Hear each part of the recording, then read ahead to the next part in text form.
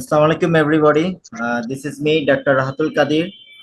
I'm from NICVD, currently working as junior consultant in Department of Cardiology in NICVD. Today, our topic is interpretation of the coronary angiography, which will be conducted by our respected teacher, Associate Professor Dr. Shafiqur Rahman Patwari, sir. Sir, I would like to, I will request you to please continue your session. Thank you doctor Rahat. Screen কি দেখা যাচ্ছে? জি sir, Yes, sir, দেখা it's যাচ্ছে। visible, sir. Yes, sir. আমাদের আজকের topic ছিল interpretation of the coronary angiogram. আমরা অনেকগুলো লেকচারে আমরা আপনারা পার্টিসিপেট করছেন।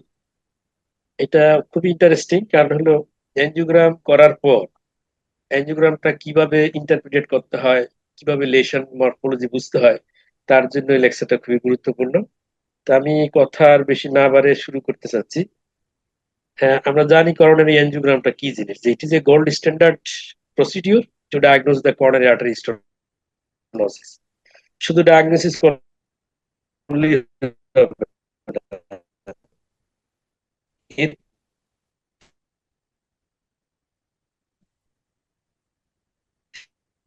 থেকে এমন কিছু ইনফরমেশন আসছে। নেক্সট হলো আমাদের যে এনজিওগ্রাম বোঝার জন্য যে খুব বেশি নলেজের প্রয়োজন, ব্যাপারটা কিন্তু এরকম না। এনজিওগ্রাম বোঝার জন্য আমাদের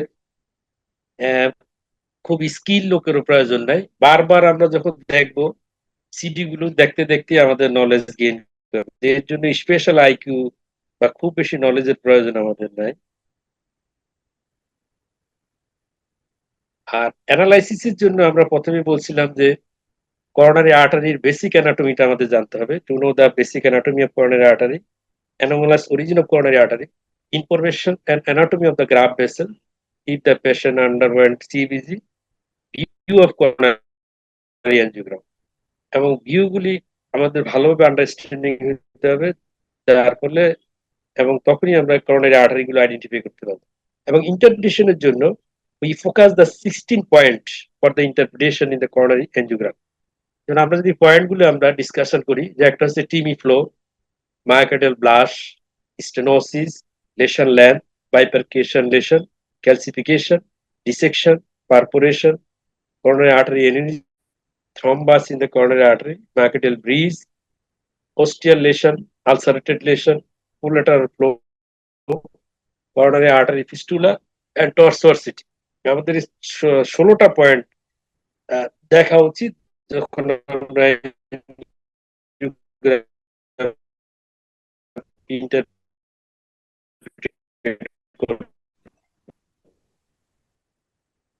এবং কখনো কখনো দেখা যাচ্ছে সঠিকভাবে অ্যাঞ্জিওগ্রাম ইন্টারপ্রিট করতে পারবো না। যেমন inadequate number of projection and view, poor quality of image, inadequate contrast injection, super selective injection, catheter induced coronary spasm, congenital variant of coronary artery origin and distribution, myocardial breeze, total occlusion ostium, wire induced spasm। তাহলে এই ধরনের সিচুয়েশনে অনেক সময় আমরা কিন্তু angiogram সঠিকভাবে interpret করতে পারি না। যেমন এই অ্যাঞ্জিওগ্রামটা যদি আমরা দেখি, যেমন ছবিগুলো যেমন অত ভালোভাবে কিন্তু বোঝা যাচ্ছে না করোনারি আর্টারির সিচুয়েশন, করোনারি আর্টারি সম্পর্কে ভালোভাবে বোঝা যাচ্ছে না। কারণ হচ্ছে poor image quality, poor filling of the coronaries and absence of complete opacification of the lumen make it difficult to interpret. Contrast backflow from the coronary artery into the aorta is essential for the well visualization of ostial lesion. একেবারে coronary আর্টারির মুখে যদি কোনো lesson থাকে, যদি ডাইটা backflow না হয়, সেক্ষেত্রে কিন্তু আমরা পরিষ্কার বুঝতে পারবো না যে ওস্টিয়াল স্টেনোসিস আছে কিনা। Interpretable angiogram should have the good qualification of the coronary artery lumen opacification. খুব ভালোভাবে লুমেনটা যেতে হবে, মানে ডাইটা এডিকুয়েট পরিমাণে ডাই যেতে হবে করোনারি আর্টারি। এবং lesion assessment required at least 2 orthogonal view. যেমন একটা ভিউ দিয়ে কিন্তু অনেক সময় আমরা ক্লিয়ার হইতে পারবো না। অ্যাকসেন্ট্রিক লেশন থাকলে আমাদের অবশ্যই 2টা অর্থোগোনাল ভিউ লাগবে। যেমন আমাদের প্রথম পয়েন্ট অফ ডিসকাশন সেটা হচ্ছে টিমি ফ্লো। যেমন করোনারি আর্টারিতে আমরা তার ফ্লোটা দেখি এবং ফ্লো অ্যাসেসমেন্টের জন্য টিমি গ্রেডিং করা, গ্রেড 0, 1, 2, 3। 0 মানে হচ্ছে কোনো ফ্লো নাই এবং 3 মানে হচ্ছে একেবারে ক্লিয়ার কাট ফ্লো। আর 1 আর 2 হচ্ছে, 1 হচ্ছে ফ্লো আছে কিন্তু পেইন্ট এন্টিগ্রেট ফ্লো, খুব সামান্য একটু ফ্লো দেখা যায় এবং incomplete filling of the distal coronary bed, distal coronary bed পুরোপুরি ফিল হয় না। 2 তে হচ্ছে যে এখানে ফ্লোটা delay but complete filling of the distal coronary artery. তাহলে 0 বলতে আমরা বুঝতেছি যে করোনারি আর্টারিতে কোনো ফ্লো নাই, 3 মানে একেবারে নর্মাল ফ্লো, 1 মানে হচ্ছে পেইন্ট সামান্য একটু ডাই যাচ্ছে কিন্তু ডিস্টাল করোনারি আর্টারি ক্লিয়ার বোঝা যাচ্ছে। 2 তে হচ্ছে আমরা ডিলেড ফিলিং হচ্ছে কিন্তু ডিস্টাল করোনারি আর্টারি বোঝা যাবে। আমরা যদি ছবি দেখি যে this one is the zero TIMI flow, that means absence of. যেমন আমি যদি এলইডি দেখি এখানে প্রথম ভিউতে, এলইডি তে আপনি দেখেন আর ছবিতে আমরা দেখছি একটা প্রক্সিমাল পার্টেই 100% স্টোনোসিস, দ্যাট মিনস এরপরে কোনো ফ্লো নাই। এটাকে আমরা টিমি 0 বলি। আর টিমি 1 মানে হচ্ছে ফ্লো আছে বাট স্লাগিশ, কিন্তু ডিস্টাল ভেসেলটা ক্লিয়ারলি বোঝা যাচ্ছে না। সামান্য flow দেখা যায় কিন্তু ডিস্টাল ভেসেল ক্লিয়ার না। আর আমরা যদি 2 তে আসি, স্লো ফ্লো বা ডিস্টাল ভেসেল ইজ ক্লিয়ার, যেমন এই যে এলইডি তে যে ফ্লো আমরা দেখতেছি, যে delayed or sluggish integrate flow with complete freeing of the distal territory, good distal runoff, and normal distal runoff যদি থাকে একেবারে ক্লিন কাট, কোনো ডিলেড নাই, স্লো ফ্লো নাই, সে আমরা বলবো টিমি। যেমন মাইকেডেল ব্লাশ ইম্পর্টেন্ট এখানে। যেমন আমরা অনেক সময় দেখি করোনারি আর্টারি নর্মাল থাকে, নর্মাল থাকার পরও রোগী কিন্তু চেস্ট পেন থাকে, এমআই হয়ে গেল কিন্তু তার দেখা যাচ্ছে যে নর্মাল করোনারি আর্টারি। সেক্ষেত্রে হচ্ছে মাইক্রো সার্কুলেশনে আপনার ডিফেক্টের জন্য ইসকিমিয়া। যেমন মাইকেডেল ব্লাশকেও গ্রেডিং করা হয়।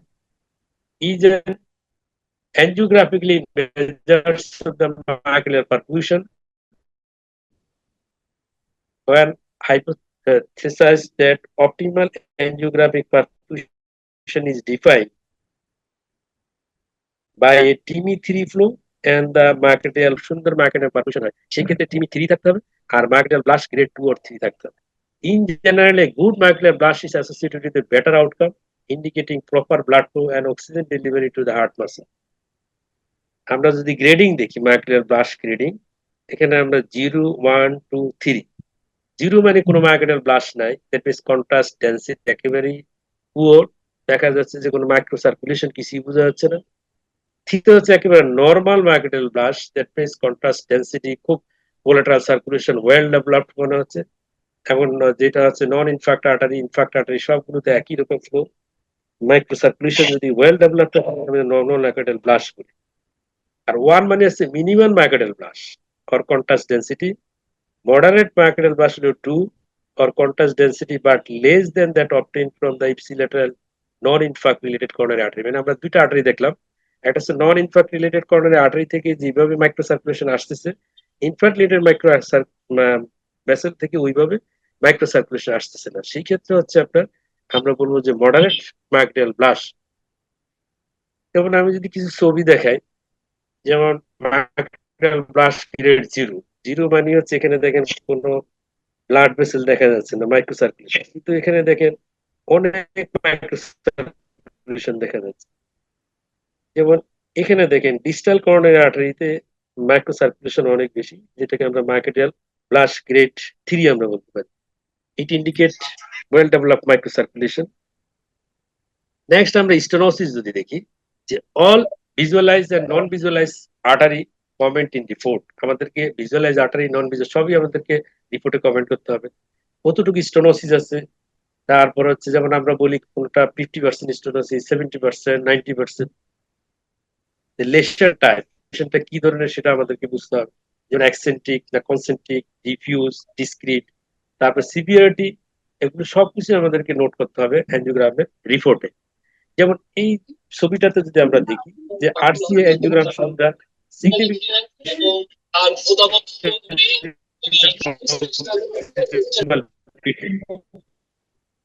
আমরা দেখুন দুইটা ব্রাঞ্চ আছে, একটা হলো গিয়ে নিচের দিকে যেটা নেমে গেছে আর উপরে যেটা আছে পিডিএফ শুরুতে প্রক্সিমাল পার্টি হচ্ছে সিগনিফিকেন্ট স্টোনের মতো স্টোনোসিস। তারপর আমরা লেশনকে যদি ক্লাসিফাই করি, যেমন আহা এবং এসিসি ক্লাসিফিকেশন আমরা জানি যে টাইপ এ, টাইপ বি, টাইপ সি, তিন ধরনের লেশন আছে। এবং টাইপ এ লেশনটা আমরা দেখি যে টাইপ এ লেশনটা কি ধরনের ডিসক্রিট কনসেন্ট্রিক লেশন থাকে। তারপর হচ্ছে আপনার একটা লো ক্যালসিফিকেশন, নন অস্টিয়াল, অস্টিয়ামে হবে না টাইপে, তার no major side branch involvement, type লেশনের সাথে কোনো সাইড ব্রাঞ্চ ইনভলভমেন্ট থাকবে না, absence of thrombus, that means একেবারে ক্লিন কাট যে লেশন গুলো থাকবে সেই লেশন গুলিকে আমরা বলবো type A lesion. Non ostial, no major side branch involvement, absence of thrombus, usually no calcification, smooth contour এবং কনসেন্ট্রিক এবং ডিসক্রিট খুব ছোট ছোট লেশন, এগুলোকে আমরা টাইপ এ লেশন। এখন টাইপ বি লেশন কখন বলবো আমরা? টিউবুলার। টিউবুলার মানে হচ্ছে 10 মোর দেন, দ্যাট মিনস 10 to 20 মিলিমিটার যদি আমরা লেন্থ হয় সেটাকে আমরা বলি টিউবুলার লেশন। অ্যাক্সেন্ট্রিক লেশন যদি হয়, মডারেট টর্সোয়াসিটি মানে আঁকা বাঁকা ভেসেল থাকবে, মডারেট অ্যাঙ্গুলেটেড মানে 45 to 90 ডিগ্রি, ইরেগুলার কন্ট্রোয়ার মানে আর্টারির ওয়ালটা ইরেগুলার থাকবে, moderately heavy calcification, moderate to heavy calcification থাকবে, total occlusion less than 3 month, 3 মাসের কম সময়ের total occlusion, ostium lesion, bifurcated lesion, thrombus present, এই সমস্ত লেশন যদি থাকে আমরা তাকে টাইপ বি লেশন। তাহলে টাইপ বি লেশন থ্রম্বাস থাকবে, বাইপারকেটেড লেশন হবে, ostial lesion, total occlusion less than 3 month, moderate or heavy calcification থাকবে, irregular contour, moderate angulation that is 45 to 90 degree, moderate tortuosity, eccentric lesion, tubular lesion কি আমরা বলবো type B lesion। আর type C lesion আমরা কখন বলবো diffuse, that means more than 20 millimetre যদি length হয় ডিজিজ তাহলে আমরা বলবো ডিফিউজ lesion। এক্সেসিভ টর্সোসিটি অনেক বেশি আঁকা বাঁকা ভেসেল, এক্সট্রিমলি অ্যাঙ্গুলেটেড যদি হয়, টোটাল অক্লুশন মোর দেন 3 মান্থ, এমন স্টোনোসিস যে মনে হচ্ছে যে স্ট্যান্ডিং করলে সাইড ব্রাঞ্চে চলে যাবে। যেমন আমাদের এখন বুঝতে হবে যে আমরা লেশনটা সিগনিফিকেন্ট না non significant, how to assess the lesion severity, আমরা কিভাবে লেশনের সিভিয়ারিটি আমরা বুঝবো। যেমন বোঝার জন্য সাধারণত ফিজিশিয়ান ভিজুয়াল এস্টিমেশন, আমরা সাধারণত অ্যানজিওগ্রামের ছবি দেখে চোখেই সাধারণত চোখ দিয়ে আমরা বুঝি যে ভিজুয়াল এস্টিমেশনের মাধ্যমে যে কত পার্সেন্ট স্টোনোসিস, আমরা নর্মাল আর্টারির সাথে কম্পেয়ার করে আমরা স্টোনোসিসটাকে ডিটেক্ট। যেমন physician visual estimation of coronary stenosis severity from the angiogram remains the most common and guideline supported approach to evaluate the angiographic narrowing of the coronary artery lumen. That means চোখে দেখে যে স্টোনোসিসটা assessment করা হয় এটা হচ্ছে সর্বসম্মত এবং guideline supported system, যার মাধ্যমে আমরা স্টোনোসিসটাকে আমরা ডিজাইন করে থাকি। যেমন compare the lesion to the surrounding reference vessel, reference ভেসেলের সাথে কম্পেয়ার করে আমরা ঠিক করি যে কত পার্সেন্ট স্টোনোসিস দিতে পারে। Grading of the lesion severity, কিভাবে আমরা সিভিয়ারিটি গ্রেডিং করি? যেমন মাইল্ড আমরা বলি কখন, যদি স্টেনোসিস পার্সেন্টেজ 25 to 49 যদি হয় তখন আমরা বলি মাইল্ড স্টেনোসিস। মডারেট স্টেনোসিস বলি আমরা 50% থেকে 69% যদি হয় তখন আমরা বলি মডারেট স্টেনোসিস। আর সিভিয়ার স্টেনোসিস আমরা বলি কখন, 70% থেকে 99 যদি হয় তখন আমরা বলি সিভিয়ার স্টেনোসিস। নেক্সট হলি পার্সেন্ট স্টেনোসিস মেজারমেন্ট। এখন অনেক সময় আমরা যখন কোয়ান্টিফাই করা দরকার হয়, যেমন আপনার কোনো থিসিস কাজ, কোনো পাবলিকেশনের জন্য কাজ করবেন, সেই ক্ষেত্রে কিন্তু আমরা কোয়ান্টিফাই করতে হবে এই স্টোনোসিসটা। সেই ক্ষেত্রে আমরা কিভাবে কোয়ান্টিফাই করি?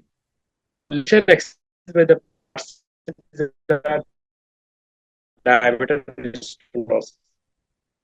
It can assess by the comparing minimal lumen diameter at stenosis. This is the proximal vessel reference diameter. This one is the distal vessel reference diameter. এই দুইটা সাথে আমরা কি করব, যে জায়গায় ম্যাক্সিমাম স্টোনোসিস তার কম্পারিজন করে আমরা কিন্তু বের করি স্টোনোসিস। যেমন আসে প্রক্সিমাল রেফারেন্স ডায়ামিটার যদি 5 মিলিমিটার হয় এবং ধরে নিলাম প্রক্সিমাল 5 ডিস্টাল 5, আর আমার যে জায়গায় স্টোনোসিস ওখানে হলো 1 মিলিমিটার ডায়ামিটার, তাহলে আপনি দেখেন দুটা 5, 5 প্লাস 5 কে 2 দিয়ে ভাগ করলে 5 হয়, দ্যাট মিন্স রেফারেন্স ভেসেল হলো 5 আর আমার 1 মিলিমিটার হচ্ছে আমার যেটা স্টোনোসিস ভেসেল। তাহলে 1 যদি আমি মাইনাস করে থাকে 4, তাহলে 4 মানে হচ্ছে 100% যদি 5 হয়, 5 এর 4 হবে কত, 80% হবে। তাহলে আমি তখন ধরে নিব যে 80% স্টোনোসিস। এইভাবে আমরা কিন্তু স্টোনোসিসকে মেজার করতে পারি। যেমন কিভাবে এভারেজ রেফারেন্স ডায়ামিটার প্রক্সিমাল এবং ডিস্টাল রেফারেন্স ডায়ামিটারের এডিশনকে আমরা 2 দিয়ে মাল্টিপ্লাই করব। তারপর হচ্ছে পার্সেন্ট ডায়ামিটার কিভাবে বের করবো, 100 plus 1 minus minimal nominal diameter divided by average reference diameter করলে আমাদের পার্সেন্টেজটা চলে আসবে। এবং আরেকটা মেথড হচ্ছে কোয়ান্টিটেটিভ করোনারি এনজিওগ্রাম, যেমন কিউসিএ অনেক সময় রেফারেন্সের জন্য এগুলো ব্যবহার করা হয়। Quantitative coronary angiogram, QCA is the more objective, it is helpful for the more accurate measurement of the severity of the lesion. এবং এটা দেখবেন একটা সফটওয়্যারই আছে এনজিওগ্রামের মেশিনের, ওখানে সফটওয়্যার থেকেই কিন্তু বেরিয়ে আসে কত পার্সেন্ট স্টেনস। এখানেও একই মেথডে ওরা করে, software proximal reference diameter plus distal reference ডায়ামিটারকে 2 দিয়ে মাল্টিপ্লিকেশন করে তারপরে পার্সেন্ট ডায়ামিটার বের করে 100 plus 1 minus minimum nominal diameter divided by average reference diameter. এর মাধ্যমে আমাদের বের করা হয় কোয়ান্টিটেটিভ করোনারি এনজিওগ্রাম বা কিউসি এর মাধ্যমে পার্সেন্টেজ, কত পার্সেন্ট স্টোরেজ বের করা হয়। আসেন প্রত্যেকটা এনজিওগ্রামের ক্ষেত্রে যদি আমার লেশনটাকে বুঝতে হয় অ্যাটলিস্ট 2টা অর্থোগোনাল ভিউ নিতে হবে। যেমন আমরা এই ছবিতে যদি দেখি, যেমন এখানে একটা অ্যাকসেন্ট্রিক লেশন আছে, দেখেন এই অ্যাকসেন্ট্রিক লেশনটা আমি যদি উপর থেকে ছবি নেই, আমি উপর থেকে যদি ছবি নেই, দেখেন উপর থেকে নিলে আমার এখানে কিন্তু কিছুই বোঝা যাচ্ছে, কোনো লেশন নেই। কিন্তু আমি যদি অ্যাঙ্গেল করে দিই এখান থেকে, তাহলে দেখা যাচ্ছে যে লেশনটা কিন্তু বোঝা যাচ্ছে। তাহলে কোনো একটা লেশনের জন্য আমাকে অবশ্যই 2টা ভিউ নিতে হবে। 2টা ভিউ যদি আমি না নিই তাহলে কিন্তু আমি ক্লিন কাট বুঝতে পারবো না, কোনো ভিউতে আমার মিসিং হতে পারে। যেমন এখানে আপনি দেখেন একটা অ্যাকসেন্ট্রিক লেশন আছে, এখানে মনে হচ্ছে যেন কত বেশি সিগনিফিকেন্ট না, কিন্তু আমি যদি আরেকটা ভিউতে যাওয়ার পর দেখেন অনেক সিগনিফিকেন্ট লেশন বেরিয়ে আসছে। তাহলে দেখা যাচ্ছে যে কোনো অ্যাকসেন্ট্রিক লেশন যদি থাকে, superior projection cannot visualize the lesion, lateral projection can detect, two orthogonal view essential for the assessment of the lesion. সুতরাং যে কোনো একটা লেশনকে বুঝতে হলে আমাকে অ্যাটলিস্ট 2টা ভিউ লাগবে। এইবার আসেন আমরা যেটা বললাম যে 70% যদি বেশি হয় স্টেনোসিস, সেক্ষেত্রে রুগীরা আমরা ধরে নেই যে তার লেশনটা সিগনিফিক্যান্ট, রুগীর বুকে ব্যথা হবে এবং এই স্টেনোসিসকে অবশ্যই ট্রিটমেন্ট করা প্রয়োজন। কিন্তু আমরা ফ্রেম এবং আদার কিছু স্টাডির মাধ্যমে দেখা যায় এফএফআর যদি করা হয়, যেটা হলো আপনারা জানেন ফ্র্যাকশনাল ফ্লো রিজার্ভ, আমি আগেও এফএফআর এর উপর ক্লাস নিয়েছিলাম। এফএফআরটা হলো physiological assessment of the lesion, মানে ফিজিওলজিক্যালি সিগনিফিকেন্ট কিনা লেশন। দেখা যায় এফএফআর স্টাডি করার পর দেখা যায় 70% যে লেশন, সেখানেও দেখা যায় কখনো কখনো নন সিগনিফিকেন্ট, যেটা physiologically it is not a significant, anatomically significant. তাহলে ফিজিওলজিক্যালি সিগনিফিকেন্ট না হয় তাহলে তো রোগীর হেমোডাইনামিক কোনো কনসিকুয়েন্স হবে না, সুতরাং সেক্ষেত্রে তো পেইন হবে না। তাহলে দেখা যাচ্ছে এফএফআর খুব ইম্পর্টেন্ট আমাদের লেশনের আপনার মরফো লেশনটা হিমোডাইনামিকলি সিগনিফিকেন্ট কিনা বোঝার জন্য এফএফআর খুবই এসেছে। যেমন আমরা দেখতেছি from frame and other study থেকে found that percent diameter stenosis does not always correlate with hemodynamic significant lesion, যেটা আমরা এফএফআর থেকে পাই। যেমন আমরা আসেন যদি আমরা দেখি 50 to 70% ক্ষেত্রে আমরা বলছিলাম এটা মাইল্ড স্টেনোসিস। এই মাইল্ড স্টেনোসিস এর ক্ষেত্রেও আমরা দেখেন যে মাইল্ড না মডারেট স্টেনোসিস, এই মডারেট স্টেনোসিস এর ক্ষেত্রে আমরা দেখি যে all 35% angiography stenosis are significant by FFR। দেখা যাচ্ছে যে 50 to 70% যে রিলেশনটা, সেখানেও 35% কিন্তু ফিজিওলজিক্যালি সিগনিফিকেন্ট পাওয়া যাচ্ছে এফএফআর এর। আবার আসেন যেটা হচ্ছে আমাদের 71 থেকে 90% মানে সিভিয়ার লেশন যেটা, সেই ক্ষেত্রে আমরা দেখতেছি 80% এনজিওগ্রাফিক্যালি স্টেনোসিস আর সিগনিফিকেন্ট বাই এফএফআর। 20% এর ক্ষেত্রে দেখা যাচ্ছে যে সিগনিফিকেন্ট না ফিজিওলজিক্যালি। তারপর 96% এনজিওগ্রাফিক্যালি সিগনিফিকেন্ট মোর দেন আর 90% যদি স্টোরেজ থাকে সেই ক্ষেত্রে হলে এফএফআর সিগনিফিকেন্ট পাওয়া যাচ্ছে 96%। এখানেও 4% ক্ষেত্রে আমরা দেখতেছি এটা হেমোডাইনামিক সিগনিফিকেন্ট, 20% কেসে হেমোডাইনামিক সিগনিফিকেন্ট না। তাহলে এফএফআর যদি আমরা যোগ করতে পারি সাথে, সেই ক্ষেত্রে আমি 20% রোগীর ক্ষেত্রে স্ট্যান্টিং করা বাদ দিতে পারি। নেক্সট আসেন আমরা আরো ভালো বোঝার জন্য কি করি, ইন্টারভাস্কুলার ইমেজিং করি কি করি আইবাস, এটা হলো থার্ড আই, তাই তো? আইবাস অথবা ওসিটির মাধ্যমে আমরা লেশন মরফোলজি আরো ভালো বোঝার চেষ্টা করি। এখানে লেশনের সিভিয়ারিটি আরো ভালো বোঝা যায়, সেটা হলো ওসিটি এবং আইবাসের মাধ্যমে। অ্যাঞ্জিওগ্রাফিক্যালি অনেক সময় ক্লিন কাট না হলে লেশন থাকলে সেই ক্ষেত্রে আইবাস এবং ওসিটি হেল্প নিতে। এবার আসেন আমাদের আরেক ল্যাম্পটা খুব ইম্পর্টেন্ট, যেমন লেস দেন 10 যদি আমরা বলি ডিসক্রিট লেশন, আর টিউবুলার বলি 10 to 20 মিলিমিটার যদি লেন্থ হয় সেই লেশনকে আমরা বলি টিউবুলার। ডিফিউজ লেশন বলি যদি মোর দেন 20 মিলিমিটার যদি লেন্থ হয় তখন আমরা তাকে বলি ডিফিউজ লেশন। তারপর আসেন যে অ্যারেঞ্জমেন্ট অফ দ্য লেশন, যদি 2টা লেশন খুব কাছাকাছি থাকে তখন আমরা বলি ট্যান্ডেম লেশন, 2টা লেশন অনেক দূরে দূরে যদি থাকে সেখানে আমরা বলি সিকুয়েন্সিয়াল লেশন। এই শব্দগুলো যখন অ্যাঞ্জিওগ্রামকে রিপোর্ট করা হয় তখন এই টার্মগুলো ইউজ করা হয়, এই জন্য কিন্তু আমাদের জানা প্রয়োজন। নেক্সট হলো করোনারি আর্টারি অ্যানিউরিজম। অনেক সময় আমরা অ্যাঞ্জিওগ্রাম করার সময় করোনারি আর্টারি অ্যানিউরিজম পাই। অ্যানিউরিজম মানে কি, যে focal dilatation of the coronary arteries. Coronary arteries কিছু একটা নির্দিষ্ট জায়গায় দেখেন ডাইলেটেড পাওয়া যাচ্ছে। 1.5 fold diameter of the adjacent normal segment, normal segment থেকে যদি 1.5 গুণ বেশি ডাইলেটেড থাকে তখনই আমরা তাকে বলবো করোনারি আর্টারি অ্যানিউরিজম। এই অ্যানিউরিজমের মেইন কজ হচ্ছে অ্যাথেরোস্ক্লেরোসিস। অ্যাথেরোস্ক্লেরোসিস জন্য অ্যাডাল্টের ক্ষেত্রে হয়, আর বাচ্চাদের ক্ষেত্রে কাওয়াসাকি ডিজিজের জন্য করোনারি আর্টারি অ্যানিউরিজম ডেভেলপ করে। অ্যানিউরিজম আমাদের বুঝতে হবে যে এখানে আপনি দেখেন এটা এলইডি তে অ্যানিউরিজম, এখানে হলো এলসিএক্স এর প্রক্সিমাল পার্ট অ্যানিউরিজম। তাহলে আমরা দেখতেছি যে এখানে যে ছবি দুটো আছে এখানে অ্যানিউরিজম দেখা যাচ্ছে, সেটা হলো করোনারি আর্টারি ডায়ামিটার থেকে 1.5 গুণের যদি বেশি হয় সেক্ষেত্রে আমরা বলবো এটাকে করোনারি আর্টারি অ্যানিউরিজম। এই ছবিগুলোতে আপনি দেখেন যে অনেক বড় বড় অ্যানিউরিজম করোনারি আর্টারিতে, যেমন এখানে অনেক বড় একটা অ্যানিউরিজম আছে, আবার এখানে দেখেন অ্যানিউরিজম, তাহলে করোনারি আর্টারি অ্যানিউরিজম। নেক্সট হলো করোনারি আর্টারি ডিসেকশন। এই যে অ্যানাদার পয়েন্ট, আমাদের অ্যাঞ্জিওগ্রাম করার সময় দেখবেন যে স্পন্টেনিয়াস করোনারি আর্টারি ডিসেকশন সাধারণত ফিমেল ইয়াং যদি থাকে সেই ক্ষেত্রে আমরা দেখি যে স্পন্টেনিয়াস করোনারি আর্টারি ডিসেকশন থাকে। Coronary artery dissection either spontaneous or iatrogenic, যেমন ডাই ইনজেক্ট করার জন্য হয়ে যেতে পারে। ন্যাশনাল হার্ট লাং এবং Blood Institute classification system for the coronary artery dissection type A and B are generally clinically benign, আর type C থেকে F পর্যন্ত সিগনিফিকেন্ট, এবং যদি ট্রিটমেন্ট করা না হয় সেক্ষেত্রে মরবিডিটি এবং মর্টালিটির সম্ভাবনা থাকে। যেমন আমরা যদি ক্লাসিফিকেশন দেখি, যে this classification is adapted by the NHLBI classification system for the coronary artery dissection, that is National Heart, Lung and Blood Institute. সেখানে this classification have the 6 type A, B, C, D, E, F.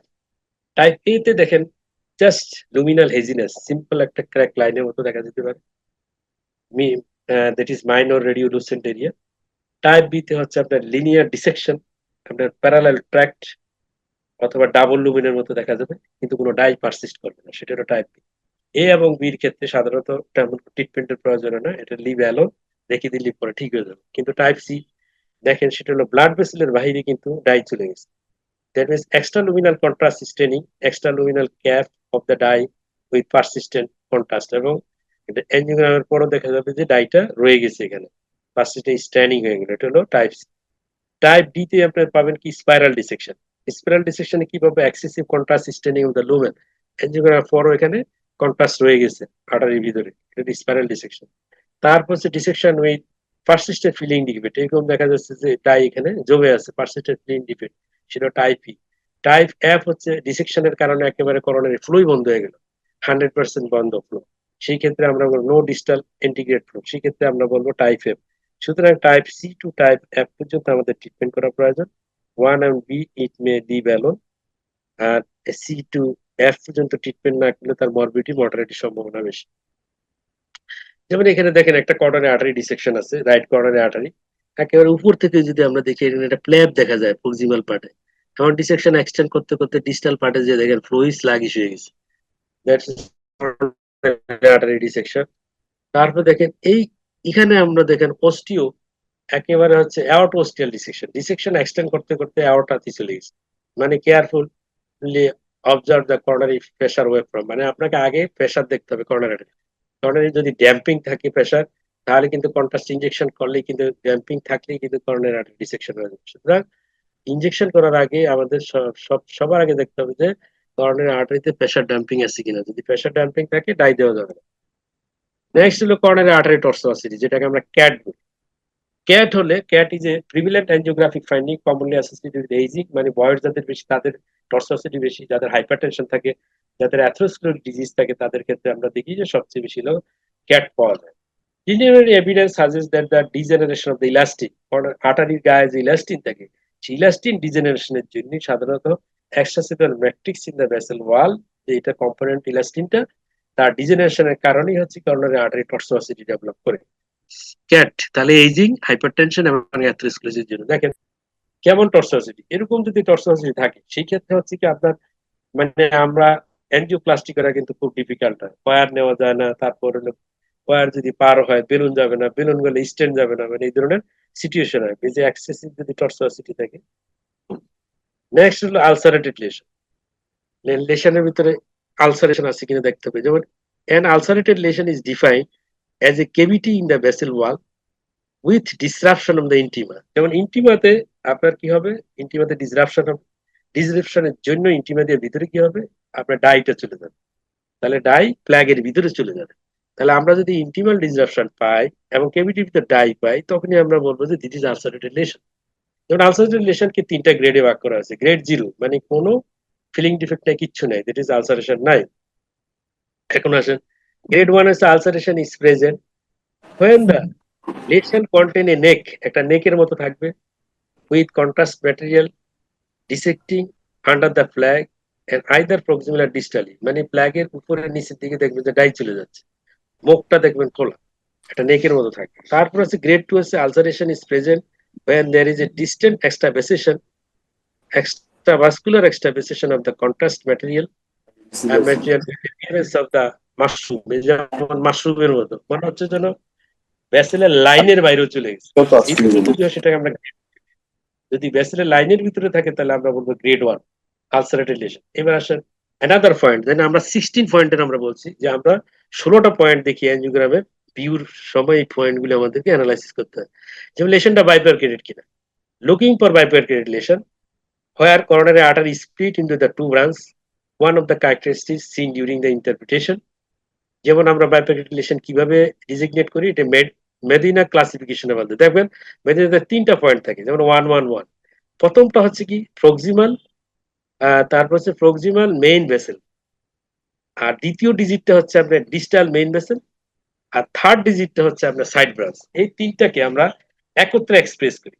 প্রথমে হলো proximal main vessel, তারপর digit হলো distal main vessel, তারপর digit হলো side branch. এখন আসেন classification কিভাবে করতেছি আমরা, এখানে দেখেন proximal disease, distal disease, side branches, তাহলে হচ্ছে কি মেদিনা 111। এখানে আসেন proximal disease, distal disease, side branch disease নেই, তাহলে 110। এখানে আমি প্রক্সিমাল ডিজিজ আছে 1, ডিস্টাল ডিজিজ নেই 0, side branch disease 1। Proximal disease নেই 0, distal disease 1, side branch disease 1।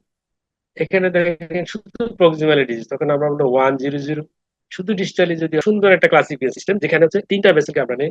প্রথম পার্টটা হচ্ছে প্রক্সিমাল, হচ্ছে আপনার মেইন ভেসেল, দ্বিতীয় পার্টটা হচ্ছে আমাদের ডিস্টাল মেইন ভেসেল, তৃতীয় অংশটা হচ্ছে আমাদের সাইড ব্রাঞ্চ দিয়ে, এইভাবে আমরা ক্লাসিফিকেশন করি। যেমন এখানে দেখেন এলইডিতে দেখেন লেশন, এলইডি যেই জায়গাতে লেশন, সাইড ব্রাঞ্চের মুখে লেশন আছে, proximal part vessel main vessel সেখানে lesion, distal part vessel lesion. দেখেন LED 95% stenosis in the mid part involving the 90% stenosis in the osteoproximal part of D2, তাহলে এখানে হচ্ছে মদিনা 110 লেশন। এইভাবে আমাদের বাইপ্যাকেটেড লেশন গুলোকে ডিফাইন করতে হয়।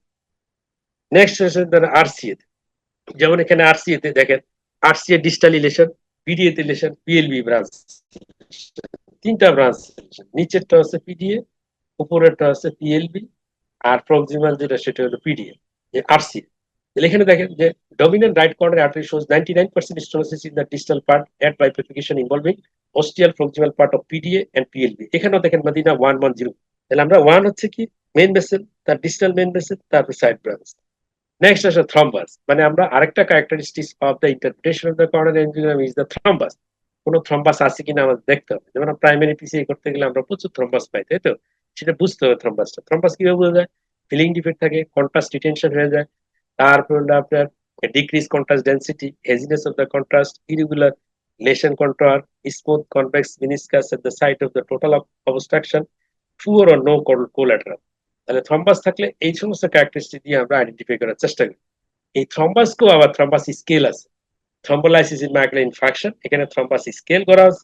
সেই স্কেলে হচ্ছে 0, 1, 2, 3, 4, 5, এর মাধ্যমে আমরা থ্রম্বাসকে গ্রেডিং করি। 0 মানে হচ্ছে কোনো থ্রম্বাসই নেই, আর 5 মানে হচ্ছে একেবারে ডেফিনেট থ্রম্বাস, থ্রম্বাসের জন্য টোটাল অক্লুশন, এই ভেসেলে আর কোনো ইন্টিগ্রেট ফ্লো নাই। তাহলে এরকম যদি থ্রম্বাস থাকে একেবারে টোটাল অক্লুশন, তাকে আমরা বলবো 5। আর মাঝখানে হচ্ছে 1 মানে এনজিওগ্রাফিক ফিচার, খুব কষ্ট হবে বুঝে নিতে হবে যে এটা একটা থ্রম্বাস আছে। 2 হলে ডেফিনেট থ্রম্বাস বোঝা যাবে, 3ও বোঝা যাবে, 4ও ক্লিয়ার বোঝা যাবে। কিন্তু এখানে ডায়ামিটারটা যদি কম হয় 2, ডায়ামিটার বেশি হলে 3, আরো বেশি হলে 4। সেটা কিভাবে করা হয়েছে? Less than half vessel, less than half to two, less more than two যদি ডায়ামিটার হয়, সেই ক্ষেত্রে আমরা ধরে নিব যে এটা এইভাবে আমরা গ্রেডিং করি 0 1 2 3 4 5। থ্রম্বাসের কারণে একেবারে টোটাল অক্লুশন। যেমন এখানে দেখেন থ্রম্বাসের কি অবস্থা। থ্রম্বাসের জন্য ক্লিয়ার কাট একটা থ্রম্বাস দেখা যাচ্ছে, পরিষ্কার থ্রম্বাস দেখা যাচ্ছে। থ্রম্বাসের জন্য ডিস্টাল ফ্লো অনেক স্লাগিশ। এখানে দেখেন পরিষ্কার একটা থ্রম্বাস দেখা যাচ্ছে। This one is the thrombus, this one is the thrombus, this one is the thrombus. তারপর আসেন coronary spasm. Coronary spasm can appear to be a lesion, but it can disappear after the intercoronary GTN injection. মানে thrombus spasm বোঝার জন্য আমাদের GTN injection দিলেই spasm চলে যাবে। যেমন আমরা যদি এই আর্টারিটাতে দেখি, দেখেন এখানে অনেকগুলো লেশন দেখা যায় প্রথম ছবিতে। The spasm that occur in the multiple segment of the RCA in initial look like lesion but disappear after the intercoronary injection. দেখেন এখানে হচ্ছে আপনার ইনজেকশন দেওয়া হলো, পরের ভিউতে জিটিএন দেওয়া হলো। জিটিএন দেওয়ার পর দেখেন করোনারি আর্টারিতে যেরকম যেরকম আপনার লেশন ছিল, ওই লেশন গুলো অনেক অংশে ডিজিফায়ার করে গেছে, যে ওরকম সিগনিফিকেন্ট লেশন নাই। তাহলে দেখা যাচ্ছে যে কখনো কখনো করোনারি আর্টারিতে স্পাজম ও লেশনের মতো মনে হতে পারে। নেক্সট হচ্ছে myocardial bridge and another important feature, যে আমরা ডিউরিং ডায়াস্টল দেখবেন coronary artery okay, during systole দেখবেন করোনারি আর্টারিতে মনে হয় যেন শুকিয়ে যাচ্ছে, that is coronary artery narrowing থাকে। তাহলে এটাকে আমরা বলি মায়োকার্ডিয়াল ব্রিজ। মায়োকার্ডিয়াল ব্রিজ সাধারণত এলইডি তে হয় 5 to 12% পেশেন্টের ক্ষেত্রে, ইউজুয়ালি নট সিগনিফিকেন্ট, খুব বেশি সিগনিফিকেন্ট থাকে না। তবে কখনো কখনো রোগী কিন্তু চেস্ট পেইন নিয়ে প্রেজেন্ট করে। Myocardial bridge. Next coronary artery perforation. আপনারা দেখবেন এর জন্য অনেক ভিউতে করোনারি আর্টারি পারফোরেশন থাকে, সাধারণত পিসিএ পরে সাধারণত পারফোরেশন হয়। যেমন হচ্ছে coronary vessel injury resulting in bleeding through the vessel wall ফেটে যেয়ে ব্লিডিং হচ্ছে। It may be the large vessel perforation ও small vessel. Small vessel wire দিয়ে পারফোরেশন হয়, লার্জ ভেসেল অনেক সময় স্টেন্ট অথবা বেলুন দিয়ে পারফোরেশন হয়ে যায়। যেমন দেখেন এই করোনারি আর্টারি পারফোরেশনকে Ellis type 3, Ellis type, Ellis মানে টাইপিং করা হয়েছে এখানে। দেখেন টাইপ 1, টাইপ 2, টাইপ 3। টাইপ 3 আবার দুইটা পার্ট আছে। তাহলে Ellis classification of the coronary artery perforation. দেখেন এখানে হলো জাস্ট একটু বাইরের দিকে, কিন্তু এখানে অনেক বেশি ব্লাড চলে যাচ্ছে না, ডাই চলে গেছে এখানে একেবারে পিঙ্কি দিয়ে ডাই চলে যাচ্ছে। আর এলিস 3 হচ্ছে একেবারে কেভিটির ভিতরে, চেম্বারের ভিতরে করোনারি সাইনাসে যদি চলে যায়, সেটাকে আমরা বলি type 3।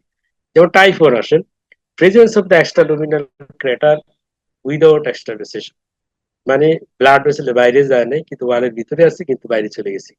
Presence of pericardial or myocardial blush without contrast jet extravasation. এখানে কন্ট্রাস্ট জেট এক্সট্রাভেসেশন হয় নাই কিন্তু অনেক বেশি পরিমাণে মায়োকার্ডিয়াল ব্লাশ হচ্ছে। তার presence of contrast jet extravasation through the frank perforation. একেবারে টাইপ 3 মানে ফ্র্যাঙ্ক পারফোরেশন চলে যাচ্ছে পেরিকার্ডিয়াল ক্যাভিটিতে অথবা অথবা পেরিকার্ডিয়াল স্পেসে চলে যাচ্ছে। তারপরে আসেন presence of contrast jet extravasation into the cavity. যদি কেভিটিতে যায় যেমন কার্ডিয়াক চেম্বার অথবা করোনারি সাইনাস, তখন তাকে আলাদাভাবে ক্লাসিফাই করা হচ্ছে যে সিএস মানে হচ্ছে মানে টাইপ 3, যেটা মানে হচ্ছে কন্ট্রাস্টটা আপনার কেভিটিতে চলে যাবে, তখন হচ্ছে টাইপ 3। আলাদা স্পেশালি ওরা এটা ডিজাইন করছে, এটা হচ্ছে করোনারি সাইনাস অথবা কার্ডিয়াক চেম্বার স্পেলিং হয় কেভি কার্ডিয়াক চেম্বার অথবা করোনারি সাইনাস, যদি হয় সেটা হলো টাইপ 3 সিএস। আর টাইপ 3 হচ্ছে যদি ফ্র্যাঙ্ক ব্লাড চলে যায়, সেটা হচ্ছে পেরিকার্ডিয়াল স্পেস, একেবারে কেভিটিতে চলে যাচ্ছে না, ভেসেল ওয়ালেই থাকে টাইপ 1 টাইপ 2। যেমন আমরা যদি এখানে দেখি পারফোরেশন, আমরা দেখেন যে দেখেন এখানে করোনারি আর্টারি থেকে ব্লাড কিন্তু বেরিয়ে চলে যাচ্ছে, ডাই বেরিয়ে চলে যাচ্ছে, that means this is the perforation in this area. তারপর আপনি এখানেও দেখেন যে পিনকি দিয়ে বেরিয়ে যাচ্ছে এখান থেকে ডাই, ডাই বেরিয়ে যাচ্ছে, that means coronary artery perforation. Next আমরা দেখি কোলাটারাল সার্কুলেশন, খুবই ইম্পর্টেন্ট। কোলাটারাল সার্কুলেশন আছে কিনা। কোলাটারাল সার্কুলেশন তৈরি হয় কিভাবে, ইসকিমিয়া এবং অক্লুশন। ইসকিমিয়া এবং অক্লুশন যদি থাকে সেই ক্ষেত্রে করোনারি কোলাটারাল সার্কুলেশন কিন্তু তৈরি হয়। Usually need very high coronary artery occlusion for the collateral to be angiographic appearance. Within 24 ঘন্টা ফার্স্ট 24 আওয়ার ফেসিভ ওয়াইডেনিং হয় ভেসেল, 1 to 3 উইকের ভিতরে মোটামুটি সেলুলার পলিপারেশন লুমিনাল ডায়ামিটার ইনক্রিজ করে 10 fold আর 3 উইক টু 6 মান্থ যদি হয় তাহলে একেবারে 1 মিলিমিটার ডায়ামিটারের আপনার ভেসেল তৈরি হয়ে যাবে। তাহলে কোলেটারালকে আমাদের এটাকে ক্লাসিফিকেশন করা লাগে কেন? যে রেক্টোগেট যদি আমার প্রসিডিউর করা লাগে সেই ক্ষেত্রে আমরা ওয়ার্নার ক্লাসিফিকেশন আমরা দেখি, যেখানে জিরো কোনোটারি কোলেটারাল নো কন্টিনিউয়াস কানেকশন, কোনো কানেকশন নাই দুই আর্টারির মাঝে। ওয়ান হচ্ছে থ্রেড লাইক দুইটা আর্টারির ভিতরে কানেকশন, আর সিসি টু মানে হচ্ছে দুইটা আর্টারির মাঝে একেবারে সাইড ব্রাঞ্চের মতো কানেকশন। যেমন আমরা যদি এই ছবিটা দেখি, দেখেন এখানে এলইডি আছে, এখানে হলো আরসি। এলইডি থেকে আরসি তে কিন্তু কোনো কানেকশন আসতেছে না। এখানে দেখেন এলইডি থেকে এখানে কিছু কিছু পেইন্ট কানেকশন দেখেন। এখানে দেখেন একেবারে ভেসেল মনে হচ্ছে নতুন একটা ভেসেল তৈরি হয়ে আরসি চলে আসছে। তাহলে এটাকে আমরা বলবো জিরো, এটাকে আমরা বলবো হচ্ছে আপনার সিসি ওয়ান, এটাকে আমরা বলবো সিসি টু। নেক্সট আমরা যদি দেখি করোনারি আর্টারি ফিস্টুলা, অনেক সময় আপনি দেখবেন যে করোনারি আর্টারির সাথে অন্য আর্টারির সাথে একটা কানেকশন তৈরি হয়েছে, পালমারি আর্টারির সাথে তৈরি হয়। তারপর যেমন এখানে দেখেন করোনারি পালমারি আর্টারি ফিস্টুলা, করোনারি থেকে এলইডির সাথে পালমারি আর্টারির সাথে একটা কানেকশন তৈরি হয়েছে। তাহলে coronary artery fistula is an abnormal connection between a coronary artery and a heart chamber. চেম্বারের সাথে কানেকশন হতে পারে অথবা another blood vessel এর সাথে, it may be congenital or acquired. তারপর আমরা যদি ইনস্ট্যান্ট স্টেনোসিস দেখি, যেমন আপনি দেখবেন স্টেন্ট লাগানোর পরে কি হয়, স্টেন্টের ভিতরে আবার ব্লক হয়। যেমন এই ব্লক গুলোকে আবার ক্লাসিফাই করা, যেমন প্যাটার্ন প্যাটার্ন ওয়ান ফোকাল যদি হয়, যেমন স্টেন্টের মাঝখানে প্যাটার্ন প্যাটার্ন ওয়ান মানে ফোকাল। যদি পুরো স্টেন্টের ম্যাক্সিমাম লেন্থ ধরে, এটাকে আমরা বলি ডিফিউজ, মানে 10 মিলিমিটারের যদি বেশি হয়। তারপর হচ্ছে থ্রি, আমরা বলি যদি 10 মিলিমিটারের যদি বেশি অনেক বড়, একে সব পুরোটাই ইনভলভ হয়ে যায়, তখন আমরা বলি পলিপারেটিভ। তারপর প্যাটার্ন ফোর হচ্ছে একেবারে অক্লুশন, মানে আপনার ইনস্ট্যান্ট স্টেনোসিস হয় টোটাল ভ্যাসেলি বন্ধ, সেটাকে আমরা বলি অক্লুসিভ বা প্যাটার্ন ফোর। প্যাটার্ন ওয়ান হচ্ছে ফোকাল, যেটা হচ্ছে less than 10 millimetre. Pattern two হচ্ছে মোর দেন 10 মিলিমিটার কিন্তু উইদিন দ্য স্ট্যান্ড। আর একটা হচ্ছে একেবারে স্ট্যান্ড পুরাটাই যদি ইনভলভ হয় পলিপারেটিভ, কিন্তু মাঝখানে একটু লুমেন আছে, এটাতে কোনো লুমেনই নেই, সেটাকে আমরা বলবো অক্লুসিভ। যেমন ক্যালসিফিকেশন অ্যানাদার ক্যারেক্টারিস্টিক, মানে আমাদের দেখতে হয় করোনারি ভেসেল ক্যালসিফাইড কিনা, তাই না? ক্যালসিফিকেশন যদি থাকে সেটাও কিন্তু ইম্পর্টেন্ট ইস্যু। যেমন দেখবেন আমরা যখন এনজিওগ্রাম করি, এনজিওগ্রামের আগে যদি আপনার সিনে দেন, দেখবেন যে করোনারি আর্টারি কিন্তু দেখা যায় না। সেটা হচ্ছে normally coronary artery is not visualized on the X-ray before contrast is given because the density of the blood vessel wall is similar to that of surrounding tissue. However, if there is calcification on the wall, the coronary artery can be seen before contrast injection. Injection দেওয়ার আগে যদি আমরা সিনে দেখি একটু, তাহলে দেখা যাবে যে coronary artery ক্যালসিয়াম থাকলে কিন্তু পরিষ্কার বোঝা যায়। Intravascular imaging has a higher level of sensitivity to detect the coronary artery of calcification. যেমন আমরা আইভাস বা ওসিটিতে খুব ভালো বোঝা যায় ক্যালসিয়াম। দেখেন এসিসি আহা ক্লাসিফিকেশন একটা ক্লাসিফাই করছে ওরা। যেমন টাইফেলিশনের ক্ষেত্রে আমরা কি পাই, নান হচ্ছে নো রেডিও ওপেসিটি, মাইল্ড হচ্ছে faint radiopacity noted during the cardiac cycle. আর টাইপিলেশনের ক্ষেত্রে আমরা কি পাবো, যে moderate dense radiopacity noted during the cardiac cycle before contrast injection, injection দেওয়ার আগেই আমি বুঝতে পারবো যে ক্যালসিয়াম আছে। সিভিয়ার এর ক্ষেত্রে আমরা পাবো কি, dense radiopacity noted in both side of the arterial wall, যেটাকে হলো ট্র্যাম ট্র্যাক্ট ক্যালসিফিকেশন বলে, without cardiac motion before contrast. Contrast injection, ইনজেকশনের আগে আমরা খুব সুন্দর দুইটা আর্টারি দুই ওয়ালে, উপরে নিচে সব ওয়ালে আমরা ক্যালসিফিকেশন পাবো। যেমন এখানে দেখেন আমরা প্রথম ছবিতে আমরা যেটা দেখতে পাই যে ডাই দেওয়ার আগেই কিন্তু এলইডি পরিষ্কার বোঝা যাচ্ছে, যে দেখেন এই যে এলইডি কিন্তু ডাই দেওয়ার আগেই বোঝা যাচ্ছে যে ক্যালসিয়াম আছে। আমরা এই ভিউতে যদি দেখি, দেখেন এই আর্টারিটা কিন্তু আগেই ভিজুয়ালাইজ হচ্ছে এলইডি, যে এলইডির প্রক্সিমাল পার্টে আমরা ক্যালসিয়াম আছে। যেমন এখানেও দেখেন কন্ট্রাস্ট ইনজেকশনের আগেই আমরা কি আর্টারি দেখতে পাচ্ছি, মানে হচ্ছে এটা আর্টারি, আর্টারিতে আপনার ক্যালসিয়াম আছে। আসে সিটিও, সিটিও হলো অ্যানাদার ক্যারেক্টারিস্টিক্স, আমাদের সিটিও আছে কিনা আমাদের বুঝতে হবে। যেমন 3 মাসের বেশি যদি থাকে সেটাকে আমরা সিটিও বলি, মোর দেন 3 মান্থ সিটিও। সিটিও থাকলে সাধারণত কোলাটাল সার্কুলেশন এস্টাবলিশ হয়। যেমন দেখেন এখানে হলো আমাদের এলইডি সিটিও,